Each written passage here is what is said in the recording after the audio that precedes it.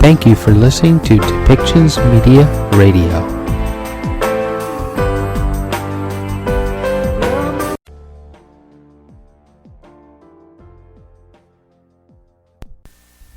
Welcome to Policy and Rights, the show about government policy and human rights.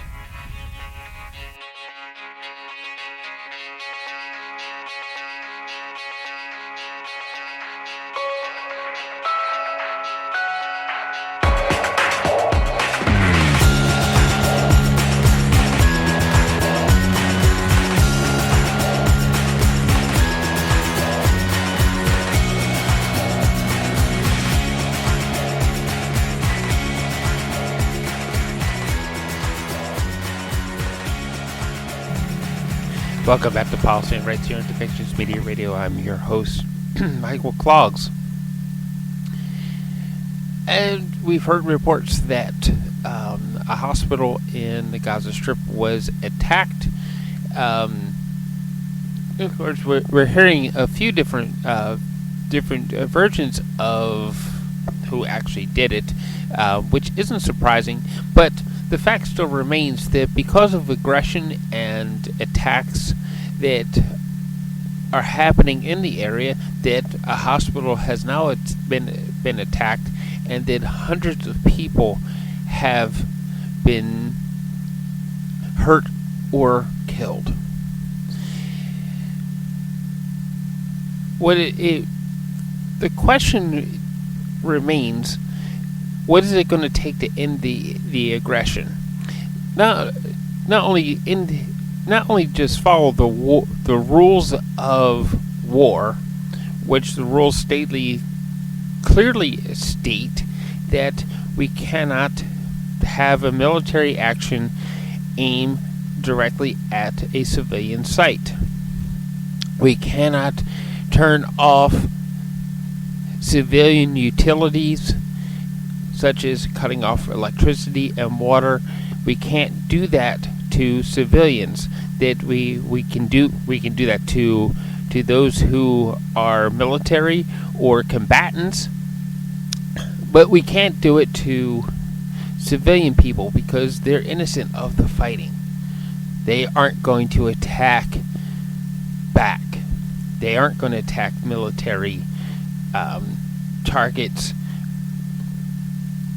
They're the kind of the innocent bystanders. Well, it doesn't seem to have gotten through to either the Israeli side or the Hamas side that let's leave civilians alone. One side took hostages, and other seemingly has attacked a hospital. We can't keep going back and forth at this. And then we've seen this also in the Ukraine, where a civilian site was attacked by Russia. And on the other side of the border with certain drone strikes and everything, the Ukraine has also attacked civilian sites in order to get the government to change its mind about aggression. We need to find ways to end the aggression to begin with, or at least turn it into words. Make it so that because what one government gets angry with another government, that people don't die. That the government sit down at tables and have discussions, heated discussions. That's fine. But the second that we start putting young men and women in the line of fire of each other, and we start seeing bodies drop to the ground because bullets, bombs, drones, missiles are flying, that's where the problems truly begin, and we need to find other ways of settling our disagreements, because that's what it amounts to. It's a settlement of a disagreement. So we're going to hear from the an Arabic group, including the ambassador for Palestine, and in the New York Center for the United Nations, as they have a press stakeout, and some of the questions and answers are going to be in Arabic as well as English. So why don't we bear with it and listen to what was said in the discussion around how maybe the UN Security Council can help listen to both sides and mediate an end to the bullets flying in Gaza.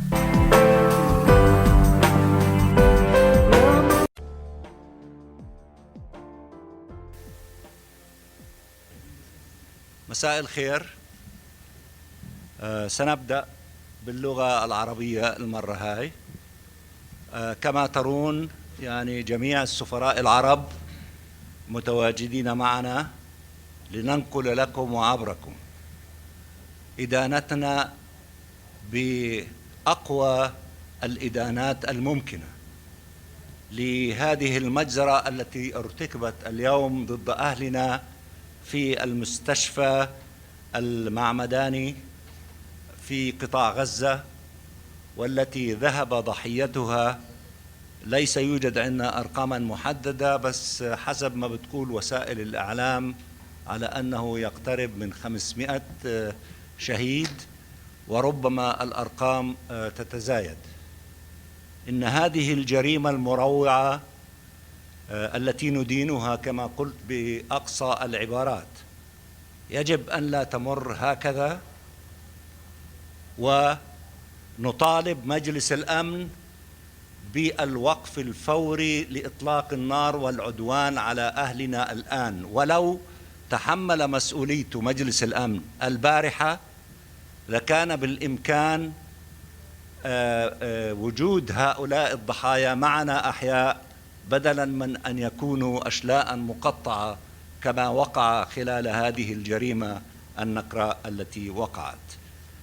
لذلك كما قلت ندين، نطالب بوقف العدوان فورا، وبطبيعة الحال بقية مطالبنا الثلاث: وقف العدوان، إدخال المساعدات الإنسانية فورا وإلى المستشفيات وكل مقومات الحياة، وثالثا توقيف الترحيل القسري لمئات الألوف وربما الملايين.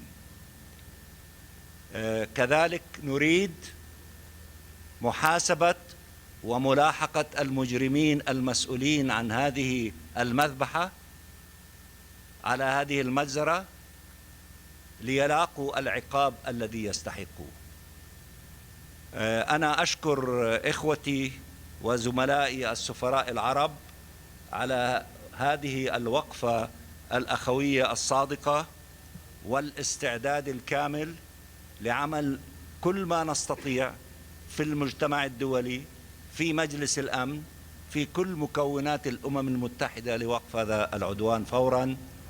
وسنبقى نقوم بهذه المهمة ليلا ونهارا إلى أن يتوقف العدوان وأن يحاسب المجرمون على جرائمهم، ونبعث من هنا كل التضامن والوقوف بجانب أبناء الشعب الفلسطيني في غزة، وكذلك في الضفة الغربية المحتلة وفي القدس وفي المسجد الأقصى وفي الحرم القدسي الشريف، أن العرب جميعا موحدين هنا في الأمم المتحدة يقفون معهم وقفة رجل واحد.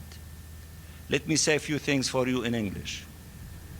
We, as Arab group, as you see, all of us, united, outraged by this massacre that has taken place, committed by the Israeli forces against a hospital, the Lutheran hospital, in the Gaza Strip, in which, according to the initial figures, about 500 civilians have been torn apart and massacred in this outrageous, illegal crime committed by the Israeli forces against our people in the Gaza Strip.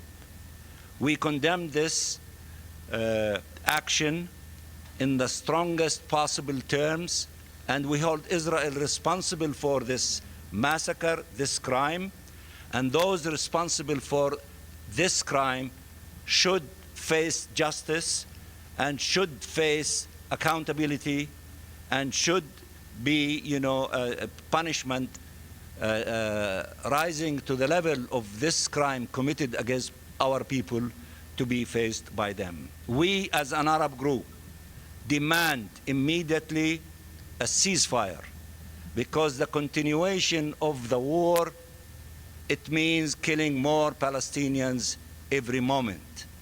Had the Security Council shouldered its responsibility yesterday and stopped the fighting yesterday, stopped the war, the aggression, the crime against our people yesterday, then we would have been able to have those 500 killed still alive and with us.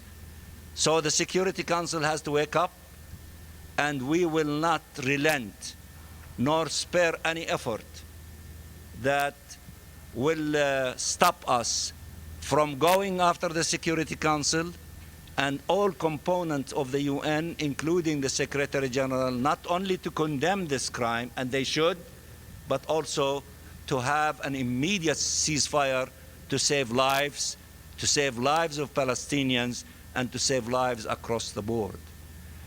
This is what we wanted to convey to you, and I express my gratitude and thanks to my brothers, the ambassadors of the Arab countries, and maybe we have others who might be watching us and expressing solidarity with us, other ambassadors.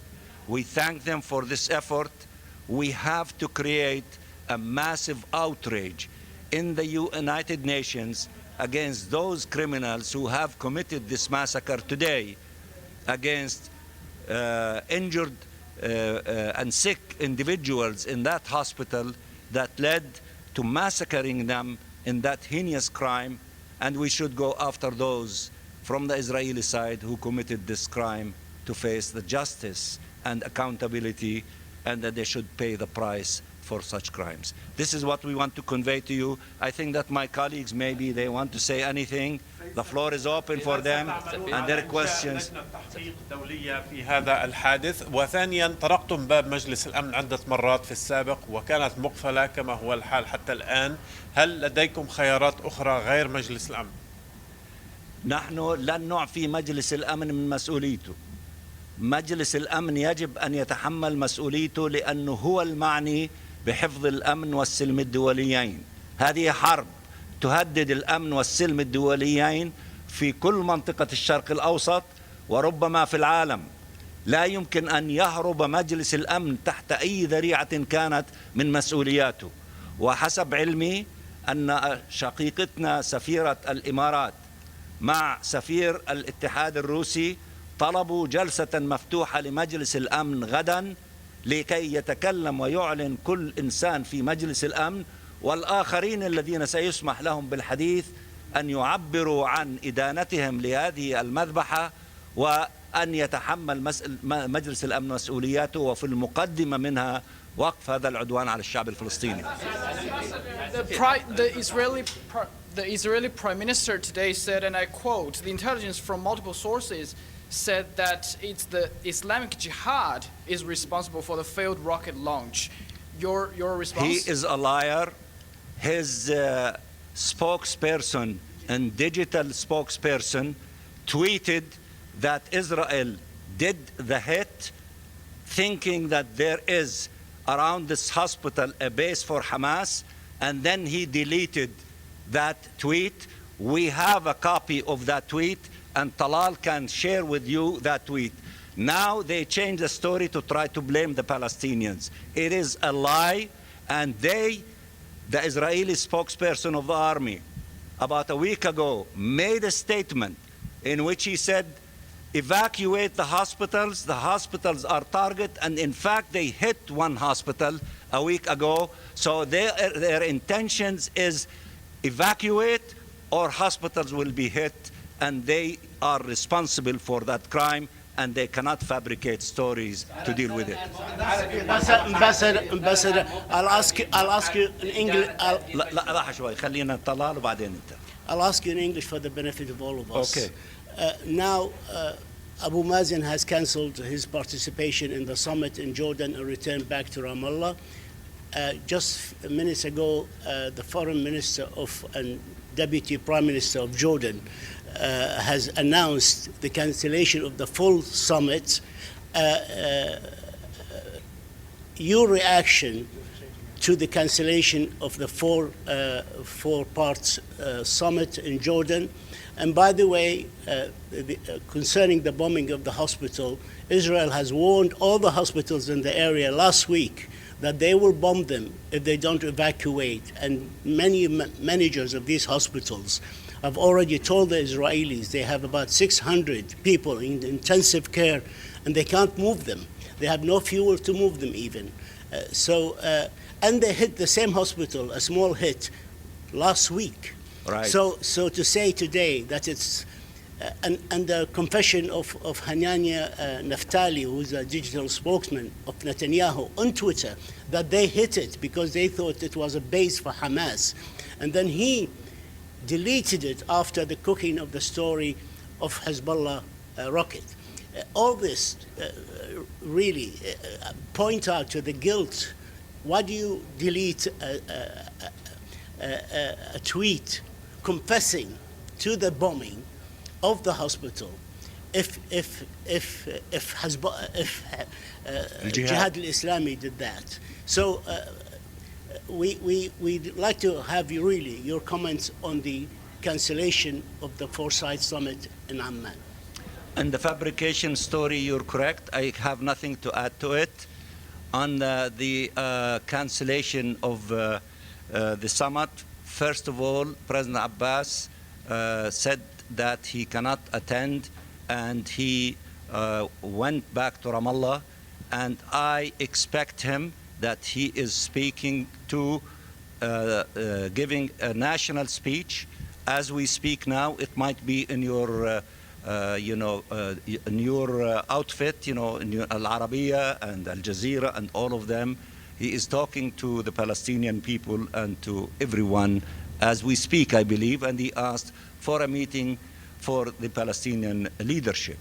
So that's what he did.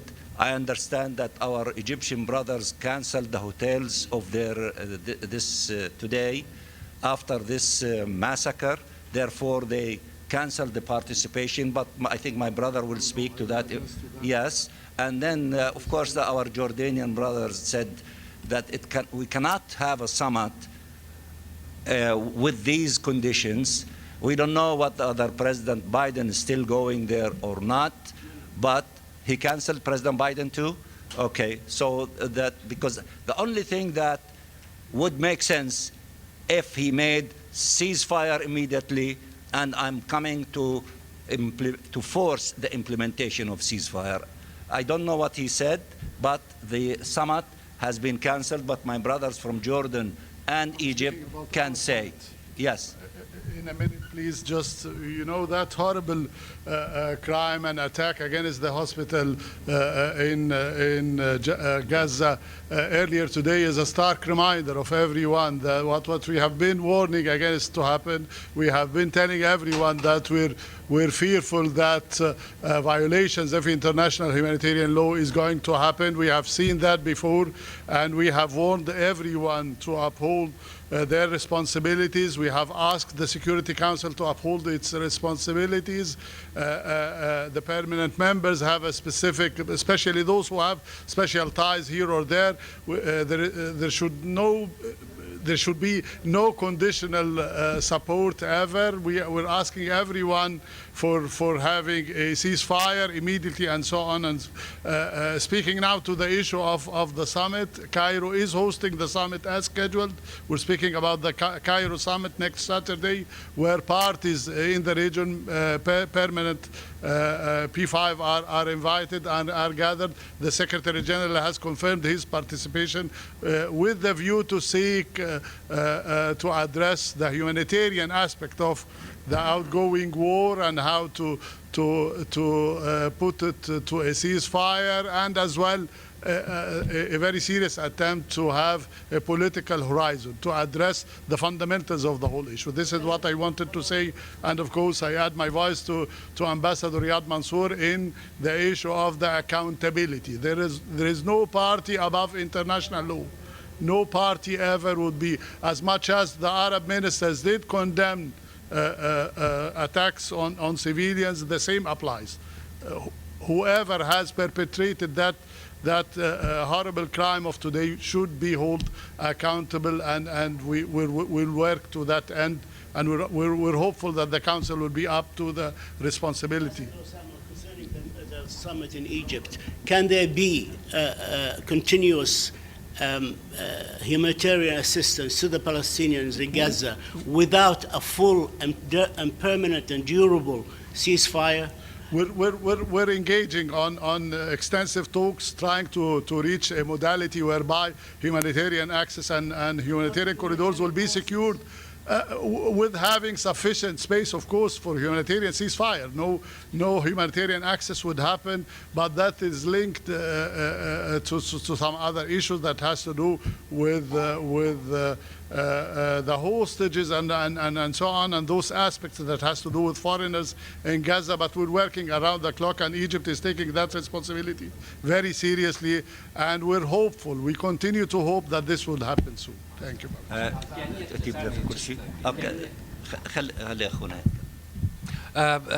Thank you, colleagues, for coming. As a chair of the Arab group for this month, I would like to reflect the common Arab position that we are condemning this massacre that took place against innocent civilians. The figures now are talking about 800 to 900 civilians sick and wounded. The medical facility, the medical personnel, all perished in this heinous attack perpetrated by Israel. We call on the Security Council to assume its responsibility and call for a ceasefire, unconditional ceasefire. We also would like to see those who have committed such a crime under international law, such a heinous crime, to be brought to justice. For decades and decades, Israel has, and its the perpetrators of in the Israeli military and political leadership who committed these actions were enjoyed impunity.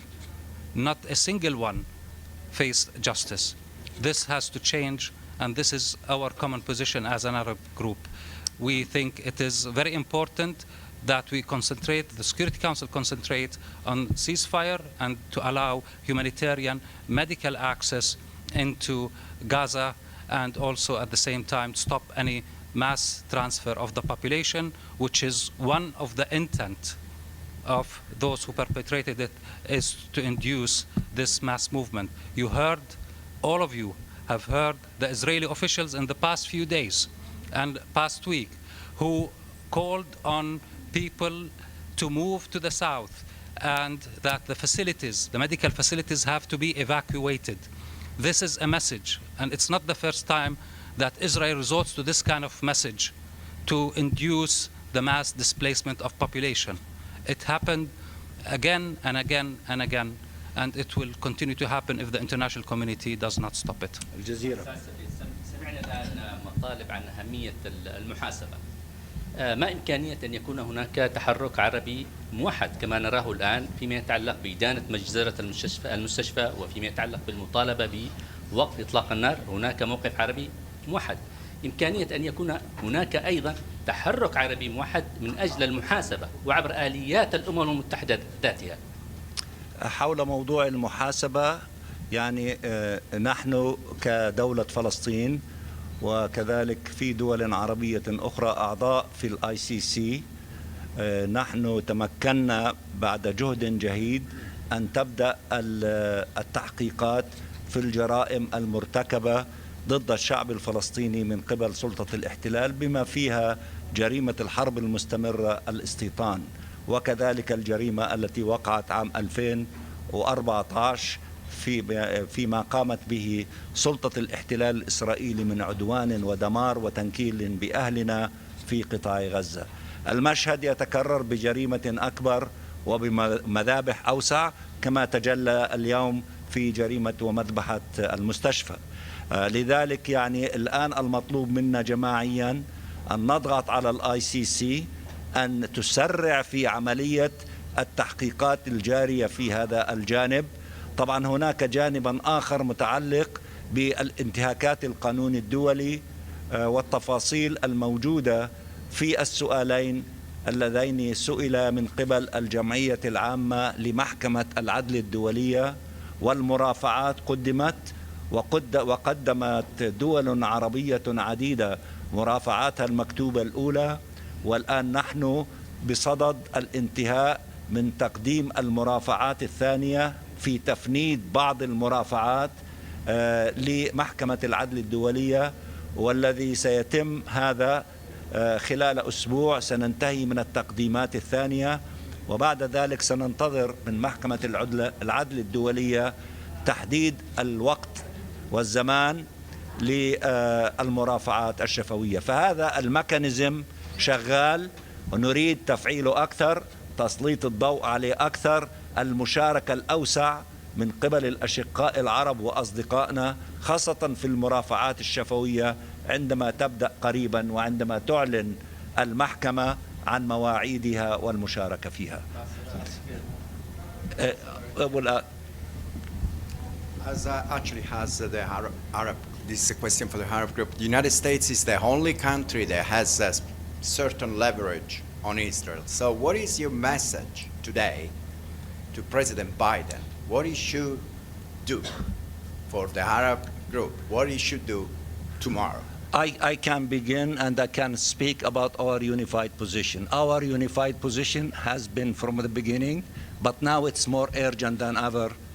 Immediate ceasefire. He is capable of telling Israel enough is enough.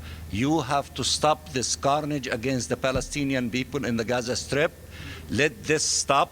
Let humanitarian assistance take place.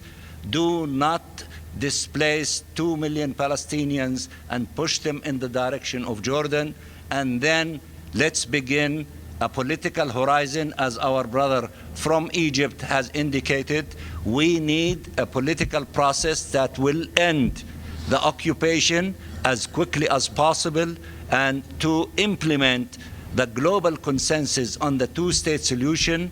Our state will be on the 4th of June of 1967 borders with East Jerusalem as its capital. If we start as quickly as possible moving in the direction of that option, where there is global consensus around it, then it means that those who are stubborn, who think that they can solve the problem by eliminating the Palestinian people, to wake up and to see that the only possible option is to end the occupation and to allow for the two-state solution to take place.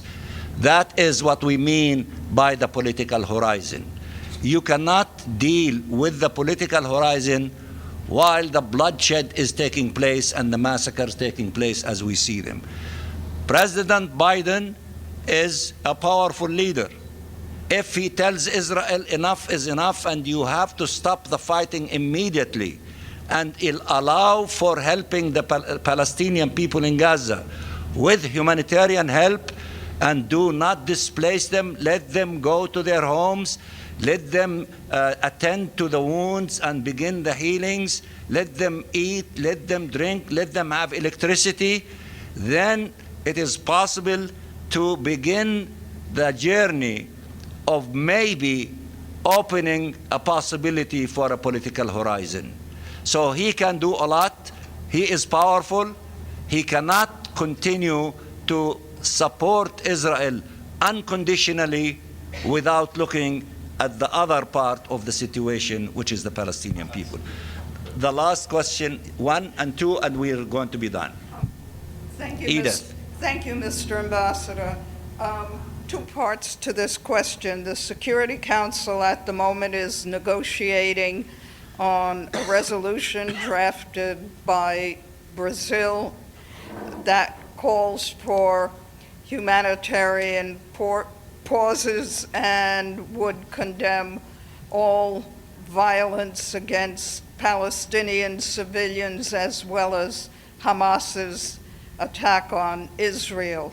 Is this something that the Arab group supports? And Russia and the United Arab Emirates have called for an emergency meeting of the Council tomorrow morning. What would you hope would come out of that? Thank you.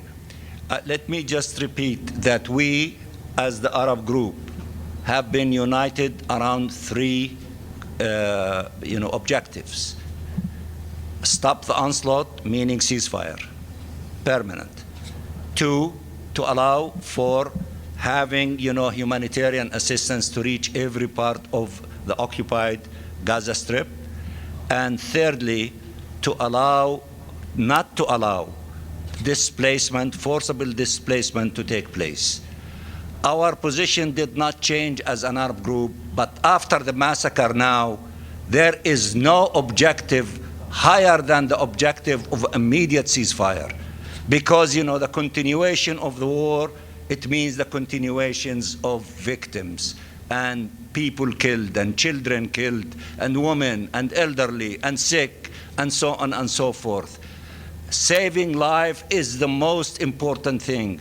Those who have a clear conscience, those who are upholders of international law, should say it is now the time for a ceasefire to stop, for the aggression against the Palestinian people in Gaza to stop. So we will not show any leniency on this issue. There is more urgency for accomplishing that objective than the few days before, and we will do everything within our capability, including with our representation through our sister Lana, who represent, the Arabs in the Security Council, to push forward in that direction, including the possibility, if we submit a draft resolution on behalf of the Arab with few items, and on top of the items, immediate ceasefire. السؤال الأول، الأردن ألغى قبل قليل القمة التي كانت من المفترض أن تتم غدا بعدما شعر بأن هذه القمة لن تكون بالمخرجات التي يريدها العرب بالتعاون مع كل من الجمهورية المصرية وفلسطين. لذلك ما هو تأثير إلغاء القمة على مجلس الأمن اليوم أمام الدول الأخرى؟ السؤال الثاني، كيف يقابل اليوم السفراء العرب؟ قبل قليل طلب الرئيس بايدن من الكونغرس الأمريكي دعم مالي إضافي بقيمة 100 مليار لكل من إسرائيل وأوكرانيا، بالوقت الذي تتحدث فيه مندوبة الولايات المتحدة بأنها تشعر بالإحباط على الأمور الإنسانية في قطاع غزة. لكن ما هي آليات الضغط بطريقة أكبر وأكثر لدى السفراء العرب للضغط على مجلس الأمن؟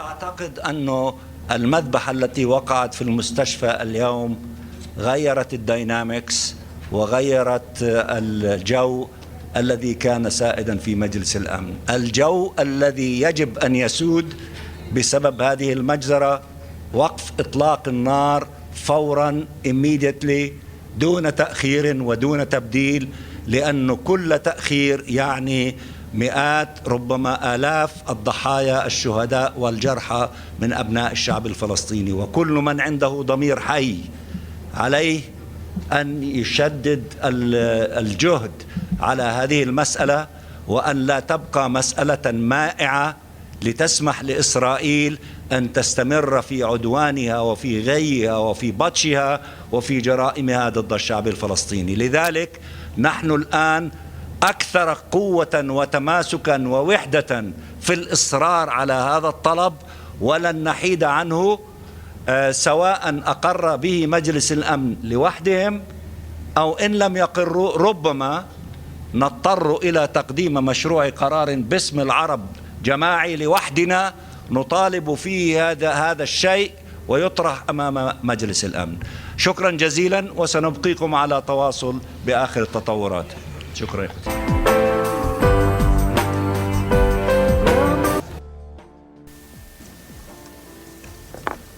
The 9,439th meeting of the Security Council is resumed. The provisional agenda for this meeting is the situation in the Middle East, including the Palestinian question. The agenda is adopted. In accordance with Rule 37 of the Council's Provisional Rules of Procedure, I invite the representatives of Bahrain, Bangladesh, Belarus, Djibouti, Egypt, Eritrea, Indonesia, Israel, Jordan, Kuwait, Lebanon, Mali, Malaysia, Maldives, Mauritania, Nicaragua, Oman, Pakistan, Qatar, Saudi Arabia, the Sudan, Turkey, the Bolivarian Republic of Venezuela, Yemen, and Zimbabwe to participate in this meeting. It is so decided. I propose that the Council invite the permanent observer of the State of Palestine, of the observer state of Palestine to the United Nations to participate in the meeting in accordance with the provisional rules of procedure and the previous practice in this regard. There being no objection, it is so decided. The Security Council will now begin its consideration of item 2 of the agenda.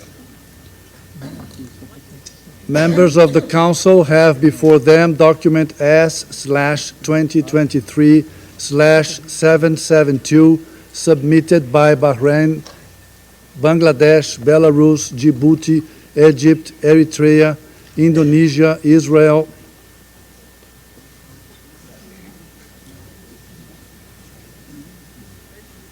Jordan, Kuwait, Lebanon, Mali, Malaysia, Maldives, Mauritania, Nicaragua, Oman, Pakistan, Qatar, the Russian Federation, Saudi Arabia, the Sudan, Turkey, the United Arab Emirates, the Bolivarian Republic of Venezuela, Yemen, and Zimbabwe.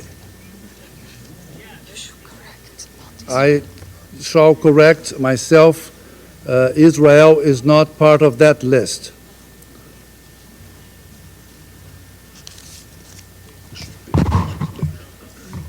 And now give the floor to those members of the Council who wish to make statements before the vote.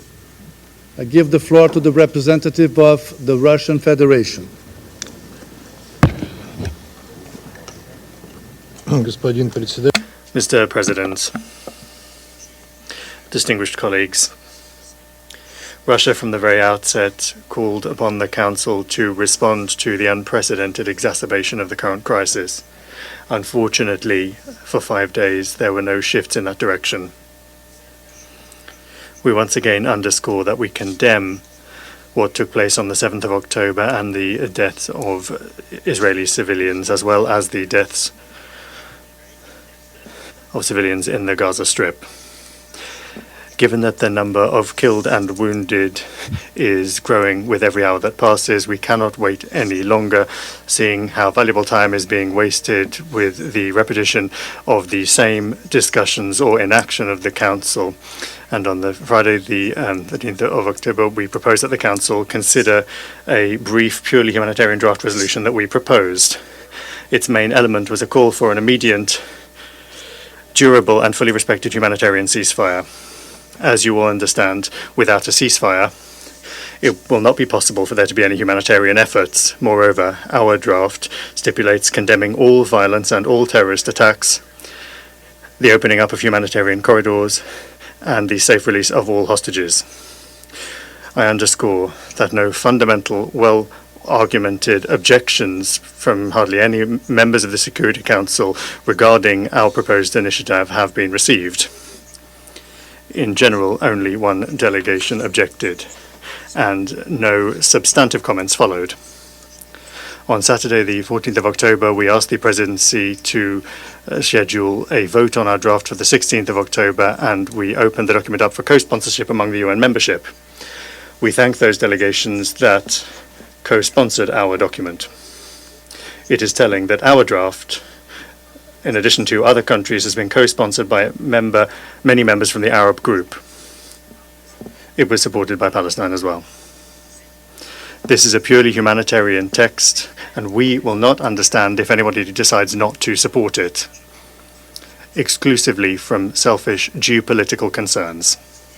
We call upon the members of the Council to support our draft. Thank you. I thank the representative of the Russian Federation for their statement. The Council is ready to proceed to the vote on the draft resolution before it. We shall put the draft resolution to the vote now. Will those in favor of the draft resolution contained in document S/2023/772 please raise their hand? Those against? Yes? Abstentions?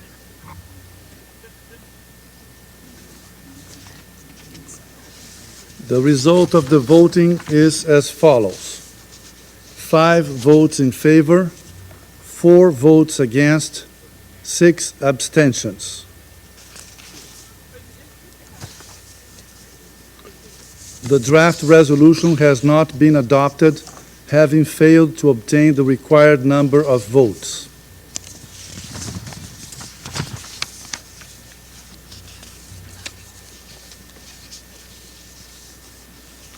I now give the floor to those members of the Council who wish to make statements after the vote. I give the floor to the representative of the Russian Federation.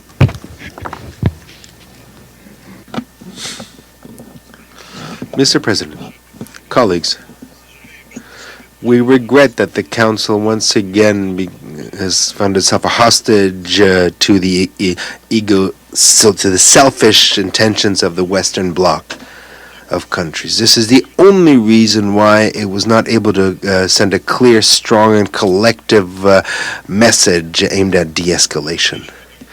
And we're talking about the most serious explosion of violence over the past decades. Today, the entire world waited with bated breath for the Security Council to take steps in order to put an end to the bloodletting. But the delegations of the Western countries have basically stomped on those expectations.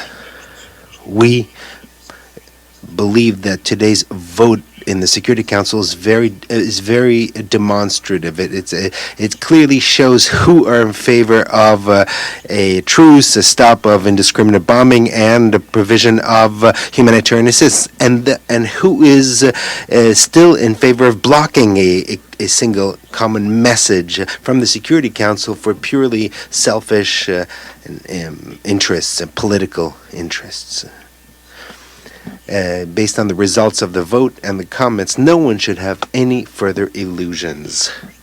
We believe that independently of the outcome of the vote on our draft, it in any case fulfilled its task.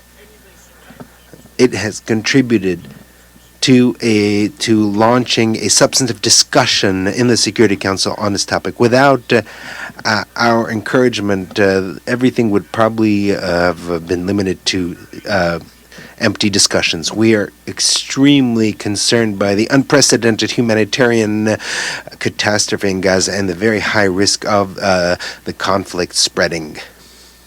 Thank you. I thank the representative of the Russian Federation for their statement, and I now give the floor to the representative of the United States. Thank you, Mr. President. Just over a week ago, Terror was unleashed on Israel by Hamas, whose stated purpose is to destroy Israel and kill Jews. This was the worst massacre of Jewish people since the Holocaust. And I want to say that again. This was the worst massacre of Jewish people since the Holocaust.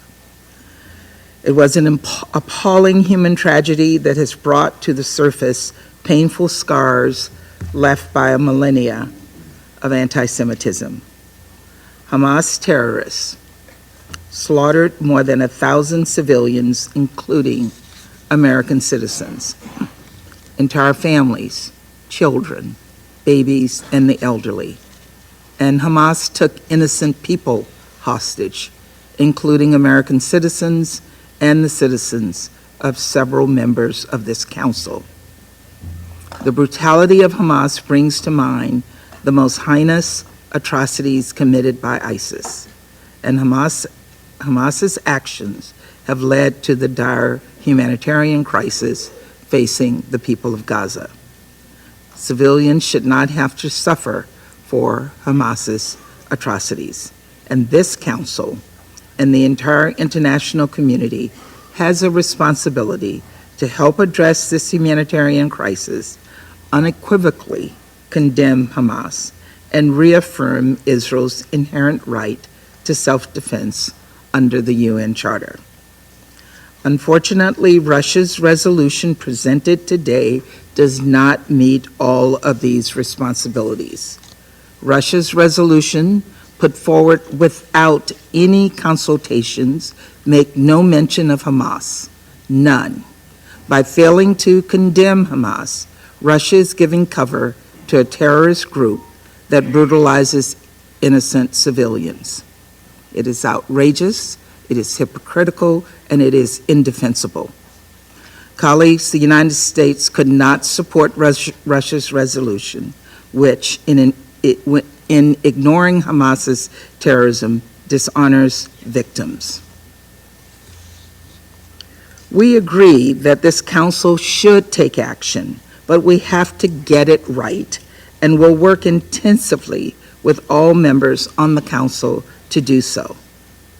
Colleagues, the vast majority of families in Gaza are suffering through no fault of their own. As I've said, Hamas set the humanitarian crisis in Gaza in motion, and we cannot allow this council to unfairly shift the blame to Israel and excuse Hamas for its decades of cruelty, period. As we speak, Secretary Blinken and the White House are engaged in intensive discussions with the highest levels of the Israeli government and other countries in the region to secure the immediate and unconditional release of hostages and facilitate humanitarian access and relief. And we're actively engaged with other partners in the region and the United Nations to help meet the needs of people in Gaza. It is critical that civilians have access to essential food, water, medicine, and shelter. Let me repeat, it is critical. We have called on countries in the region to allow and facilitate full, safe, and unhindered humanitarian access in Gaza, in line with the principles of humanity, impartiality, neutrality, and independence. The United States is proud to be the largest international humanitarian donor to the Palestinian people. And yesterday, the United States announced the appointment of Special Envoy David Satterfield, who will lead U.S. diplomatic efforts to promote the safety of civilians and urgently address this humanitarian crisis in coordination with the United Nations and U.S. partners. We're doing all we can to help facilitate access to basic necessities, including food, water, and medicine. Colleagues, as President Biden made clear, we're working with Israel to ensure that they have what they need to defend the Israeli people, rescue hostages, and take necessary action to hold terrorists accountable for these attacks. The United States has reiterated to our Israeli partners the need to protect civilian life consistent with international humanitarian law. Protection of civilians and the protection of people who are trying to get to safety must be a central focus for everyone involved. We will continue to urge our Israeli partners to work to minimize the risk of civilian casualties. The bottom line is this: you cannot claim to stand with the Palestinians and their legitimate aspirations if you do not stand squarely against Hamas. Hamas does not stand for the Palestinian people's rights to dignity and self-determination. The path of terror that Hamas is engaged on has not improved the life of a single person, nor done anything to advance peace and stability. On the contrary, all Hamas has ever brought to the Palestinian people in the region is misery, chaos, and destruction. Colleagues, over the coming days and weeks and months, let us work together to prevent the conflict from spreading and addressing this humanitarian crisis. And let us work together to hold Hamas accountable for its terrorist acts against Israel and for standing in the way of the peace and stability that Israelis and Palestinians alike deserve. Thank you, Mr. President. I thank the representative of the United States for their statement, and I now give the floor to the representative of Japan. Thank you, Mr. President. We voted against the resolutions, not mainly for the contents of the resolution. Of course, the resolution could have been improved if it's put in a larger context and the perspectives. And we are second to none in carrying the humanitarian situation on the ground. We are second to none in carrying the human rights of Palestinians as well as Israelis.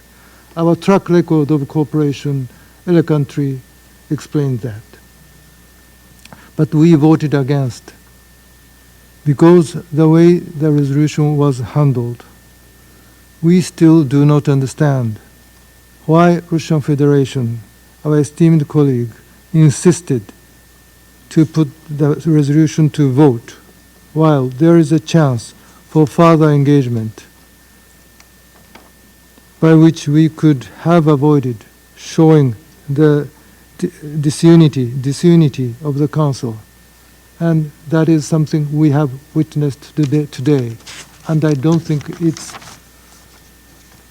helpful. It's not helpful to anyone.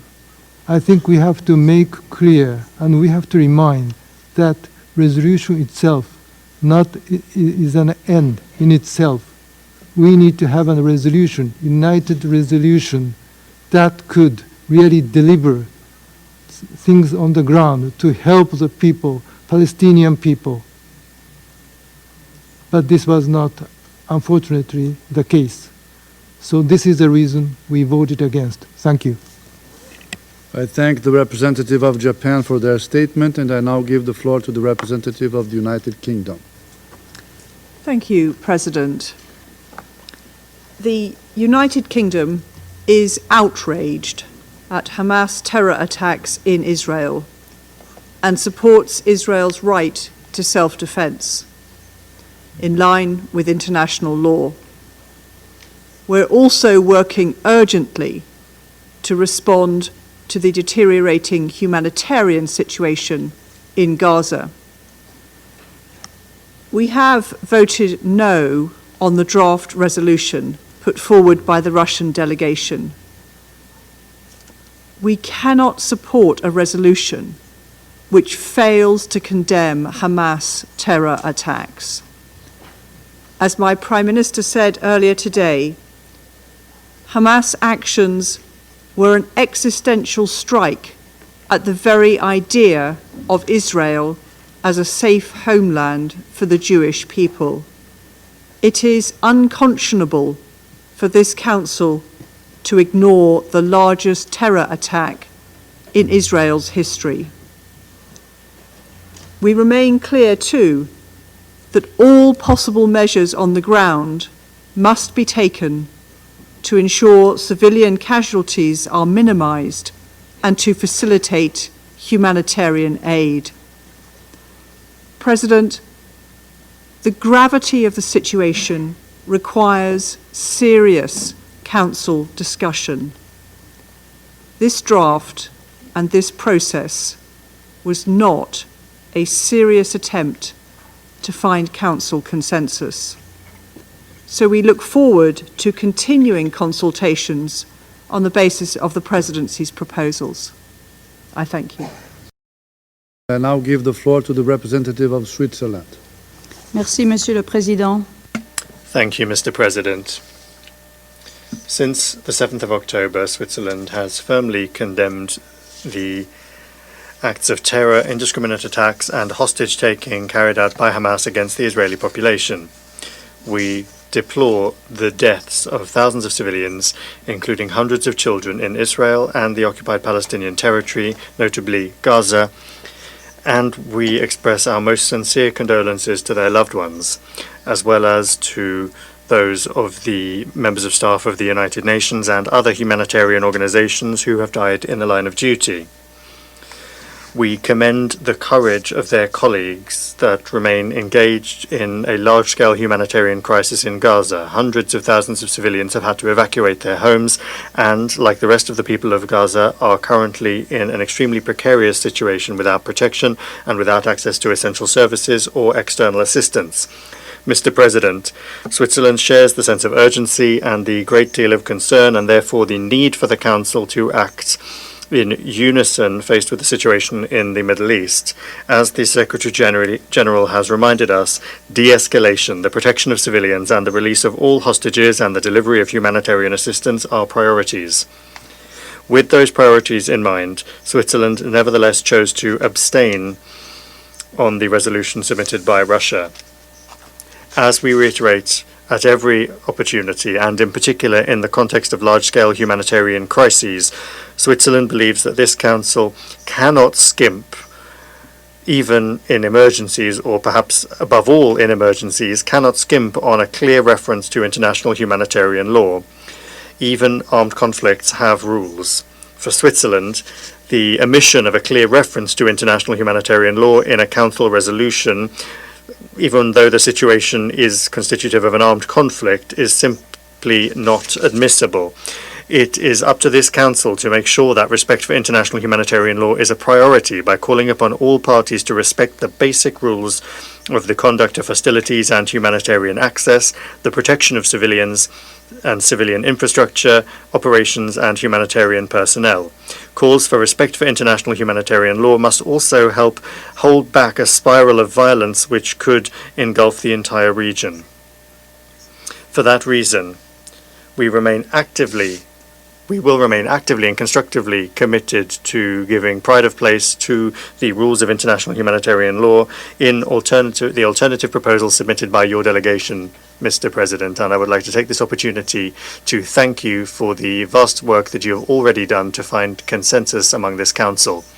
We are aware of the vast effort of compromise that still needs to be made in order to resolve the outstanding issues, and we hope that the Council will quickly be able to unify its efforts in order to adopt a resolution that goes in that direction.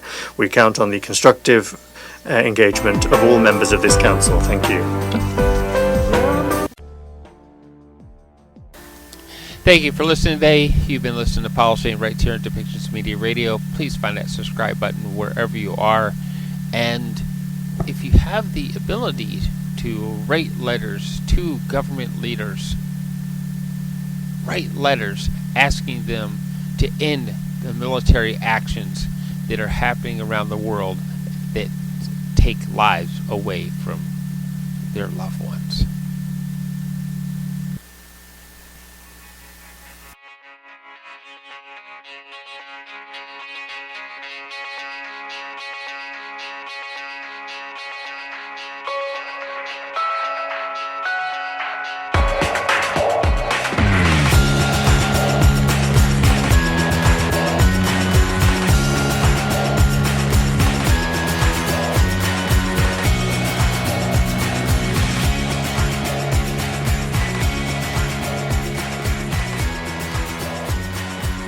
This show has been produced by Depictions Media. Please contact us at depictions.media for more information.